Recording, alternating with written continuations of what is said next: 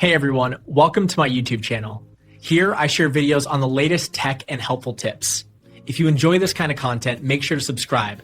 Now let's get started. So, your fudge is too soft, maybe it's crumbly, doesn't hold its shape, or just feels more like a thick sauce than a solid confection. Don't despair. This is a common issue, and thankfully, it's often fixable without having to toss your entire batch.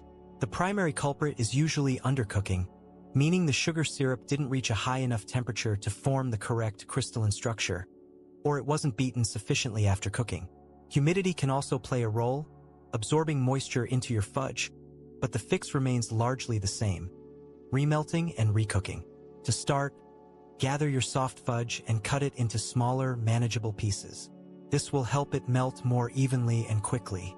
Next, place these pieces into a heavy-bottom saucepan. It's crucial to add a small amount of liquid, typically 1 to 2 tablespoons of water, milk, or even cream for every pound of fudge. This extra liquid helps prevent the fudge from scorching as it melts and ensures a smoother recooking process. Place the saucepan over very low heat, or better yet, use a double boiler to melt the fudge gently and gradually. Stir constantly with a heat-resistant spatula or wooden spoon until the fudge is completely melted and smooth, with no lumps remaining. Be patient during this stage. Rushing it can lead to burning. Once melted, increase the heat slightly and bring the mixture to a slow, steady boil. This is where your candy thermometer becomes indispensable. Continue to cook the fudge, stirring only occasionally to prevent sticking at the bottom, but avoid constant stirring once it's boiling, as this can encourage premature crystallization. As the fudge cooks, use a wet pastry brush to wash down any sugar crystals that form on the sides of the pan. These rogue crystals can act as seeds, causing your fudge to become grainy. Monitor the temperature closely, aiming for the softball stage, which is typically between 234 and 237 degrees Fahrenheit, 112 to 114 degrees Celsius. This precise temperature is critical for achieving the right consistency. Once the fudge reaches the target temperature, immediately remove the pan from the heat. Now comes another vital step: cooling without disturbance. Place the hot fudge mixture on a wire rack and let it cool completely undisturbed to lukewarm, around 110 degrees Fahrenheit, 43 degrees Celsius.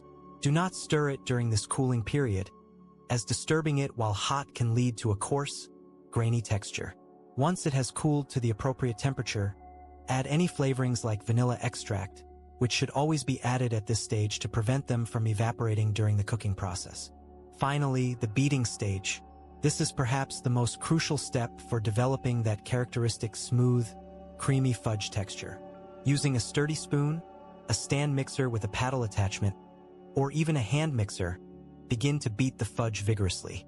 You'll notice it start to lose its glossy sheen, thicken, and become much paler and stiffer. Continue beating until the fudge is very thick, has lost most of its gloss, and is just beginning to set up and hold its shape. If you lift some with a spoon, it should barely flow. The moment it starts to become difficult to stir and looks like it's about to seize, quickly pour it into your prepared, buttered or parchment-lined pan. Spread it evenly, then let it cool completely at room temperature or chill it in the refrigerator until firm before cutting. This recooking method is incredibly effective, essentially giving your fudge a second chance to achieve perfection. For future batches, remember the importance of accurate temperature, proper beating, and perhaps avoiding very humid days for candy making. Thank you for watching, and don't forget to like this video and subscribe for more helpful kitchen tips.